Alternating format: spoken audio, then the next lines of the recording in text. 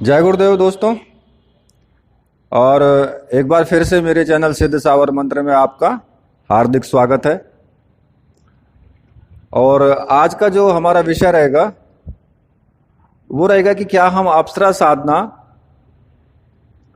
से कोई हमें खतरा हो सकता है या फिर अप्सरा साधना हम बिना यंत्र और माला के कर सकते हैं। तो वही मैं आपके सामने थोड़ा सा इस विषय पर प्रकाश डालूंगा। तो देखिए, वीडियो बनाने से पहले मैं रिक्वेस्ट करूंगा कि जो भी मेरे चैनल पर नए व्यूवर्स हैं वो चैनल को सब्सक्राइब कर लें और साथ में ही बेल के बटन को प्रेस कर दें, ताकि जो भी मैं लेटेस्ट वीडियो डालूं उसका नोटिफिकेशन उनको तुरंत मिल जाए और वो उस वीडियो को देख पाएं। और साथ में ही अगर वीडियो आपको अच्छी लगती है तो फिर आप वीडियो को लाइक ज़रूर करें और वीडियो को स्किप ना करें बिल्कुल भी। तो देखिए, अब हम विषय पर बात करते हैं। क्योंकि एक मेरे व्यूवर ही हैं, उन्होंने मुझे कमेंट किया था कि हम क्या अप्सरा साधना बिना यंत्र माला के कर सकते हैं या फिर घर वालों को कोई खतरा तो नहीं है। देखिए, अप्सरा साधना में पहली बात तो खतरा होता ही नहीं है। खतरा किनको होता है? खतरा उनको होता है जो अप्सरा साधना में क्रोध भैरव मंत्र का इस्तेमाल करते हैं या फिर वामाचार पद्धति से करते हैं, जैसे कि अप्सरा को शराब वगैरह चढ़ाना या फिर और तरह से किसी भी तरह से वामाचार तरीके से, कि जो अघोर टाइप है, अघोर पद्धति है, अगर उसके द्वारा हम अप्सरा को सिद्ध करते हैं तो उसमें साधना तो जल्दी मिल जाती है, सिद्धि जरूर मिल जाएगी हमें और वो भी जल्दी मिलेगी, लेकिन उसमें खतरे बहुत होते हैं। क्योंकि खतरे भी होते हैं उसमें फिर, और उसमें सारी संभावनाएं खतरों से भरा ही होता है पूरा रास्ता।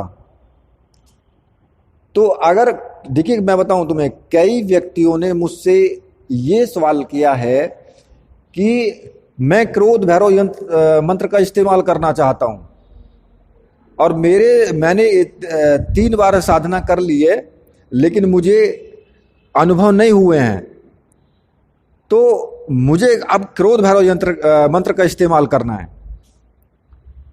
भाई, पहली बात तो ये है, देखो, मैं उनको समझाना चाहता हूं कि क्रोध भैरव का आप ऐसे भी इस्तेमाल नहीं कर सकते कि उठाया आपने और ब्रह्मास्त्र चला दिया।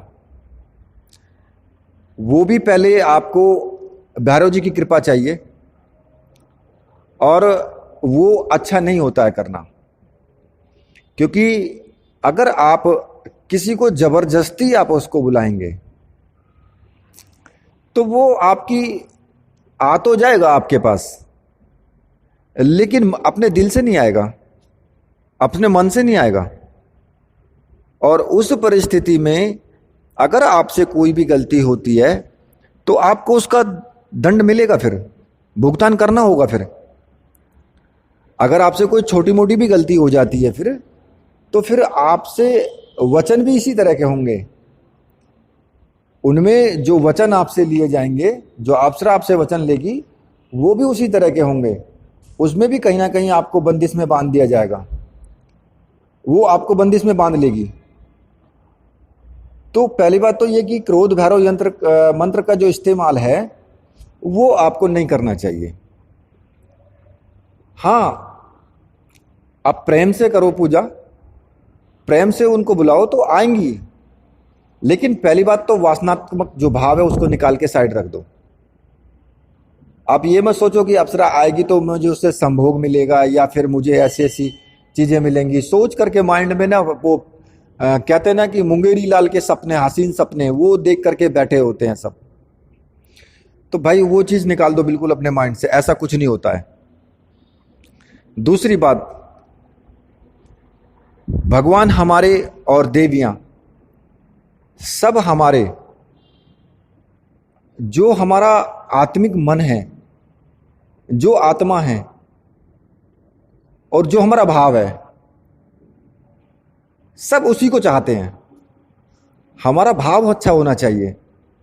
अगर हमारा भाव, कहते हैं ना कि भाव में ही भगवान बसे हैं, कि अगर आपका भाव अच्छा है, आप मन से दिल से पूजा कर रहे हो, दिल से बुला रहे हो, तो पहली बात तो ये कि ना किसी यंत्र की जरूरत है, और एक बार के लिए तो माला की भी जरूरत नहीं पड़ती है। लेकिन वो स्थिति बहुत आगे की होती है जहां यंत्र और माला की जरूरत ना पड़े। उसमें व्यक्ति ध्यान लगा करके अखंड जाप पर बैठ जाता है और बस उसको जाप करते रहना है, करते रहना है, जब तक कि आ ना जाए। तो आप उस परिस्थिति में हम बिना यंत्र और माला के कर सकते हैं। लेकिन अगर हम नॉर्मली हैं, साधक हैं, हमने पहले भी कोई साधनाएं नहीं की है, तो अगर हमें करना है तो फिर हम यंत्र और माला के साथ ही करें तो अच्छा है। जो यंत्र मैंने दिए हैं साधनाओं के साथ में, फोटो में मैंने दिया है, वो यंत्र आप भोजपत्र पर बना सकते हो, अष्टगंध से बना सकते हो। उसको इतना ज़्यादा हार्ड नहीं है। एक भोजपत्र लेकर के अष्टगंध से उस पर बना लीजिए किसी भी कलम से, और फिर उसी को रख के आप पूजा कीजिए। माला आप ले सकते हैं कहीं से भी, कोई दिक्कत नहीं है। वैसे भी यंत्र और माला के लिए मैं खुद भी कोई ना कोई व्यवस्था करूंगा कि आप लोगों को वो मैं प्रोवाइड करा सकूं, यंत्र और माला। ठीक है, बाकी आप साधनाएं करिए तो उसमें कोई ऐसी दिक्कत वाली बात नहीं है कि भाई यंत्र और माला के ही बेस पर होगा। देखिए मैं बताऊं आपको, आपके अगर भाव अच्छा है तो सब कुछ ठीक है। यंत्र और माला रख करके पता नहीं कितने कितने महीने लोगों ने पूजा कर ली है, लेकिन फिर भी कोई अनुभव नहीं हुआ, तो यंत्र और माला का क्या महत्व रह गया फिर, बताइए। तो इसलिए आप अगर यंत्र माला भी रखते हैं तो वो आप दिल से आप करेंगे तो आपका कार्य अवश्य पूर्ण होगा। देखिए मैं आपको एक चीज बताऊं, आप जब YouTube पर कोई भी वीडियो देखते हैं, अप्सराओं से संबंधित जब वीडियो देखेंगे, लगातार आप देखते रहेंगे तो आपके दिल के अंदर जो एक आशा जागृत होगी ना कि मुझे अप्सरा साधना करनी है, मुझे अप्सरा साधना करनी है, तो वो देवी ना आपके पास तभी से चक्कर काटना शुरू कर देती है कि आप अप्सरा साधना करना चाहते हैं, और वो आपको और ज्यादा प्रेरित करेगी। आपके मन के अंदर एक हिलोर सी उठेगी कि मुझे अप्सरा साधना करनी है। वो आपके अंदर आप नहीं उठा रहे हो, वो जो अप्सरा है वो आपके अंदर वो हिलोरें उठा रही है, जिससे कि वो आपको प्रेरित कर रही है कि आप अप्सरा साधना करिए। लेकिन जहां आपके मन में, क्योंकि ना जो यूट्यूबर है ना, कई लोगों ने, यूट्यूबर वालों ने भी ये गंदगी फैला रखी है कि आपको काम मिलेगा, आपको पैसा मिलेगा, आपको जो है संभोग मिलेगा, आपको ये मिलेगा वो मिलेगा, ये करके ना एक लोगों के माइंड के अंदर वो चीज बैठा रखी है कि बस उससे संभोग ही मिलेगा। तो वो जब उस विचार को अपने मन में ले आते हैं, जब हम, भाई आपने यूट्यूब पर वीडियो देख ली, आपके अंदर भाव जागृत हो गया, और उस देवी ने भी आपको उसके लिए प्रोत्साहित कर दिया, ज्यादा से ज्यादा आप उसकी तरफ आकर्षित हुए। लेकिन अब आपके अंदर जो भाव आ गया फिर कि नहीं, देवी आएगी, उससे वचन लेंगे और बस संभोग करेंगे, तो अब क्या होगा? आपने यंत्र भी ले लिया, माला भी मंगा ली, सब कुछ कर लिया, जाप करने बैठ गए, कोई अनुभव नहीं हुआ, कुछ भी नहीं आपके सामने आया, चूही का बच्चा भी सामने नहीं आया, तो देवी तो आपसे चली गई लघट के फिर, क्योंकि आपके जो मन के अंदर भाव जो पैदा हो गया वो तो गलत हो ही गया ना, तो फिर वो क्यों आएगी? तो उस स्थिति में आप चाहे माला रख लो, चाहे यंत्र रख लो, चाहे वहां पर अंग पूजन कर लो, चाहे न्यास कर लो उसके, या फिर आप जो है कितना भी भोग रख लो, श्रृंगार का सामान रख लो, लोग बताते हैं वीडियो यूट्यूब पर, तो उसमें आपको कोई भी किसी भी तरह की जो सफलता होती है ना, वो सफलता आपको नहीं मिल पाएगी। ये चीज मैं आपको क्लियर कर देना चाहता हूं।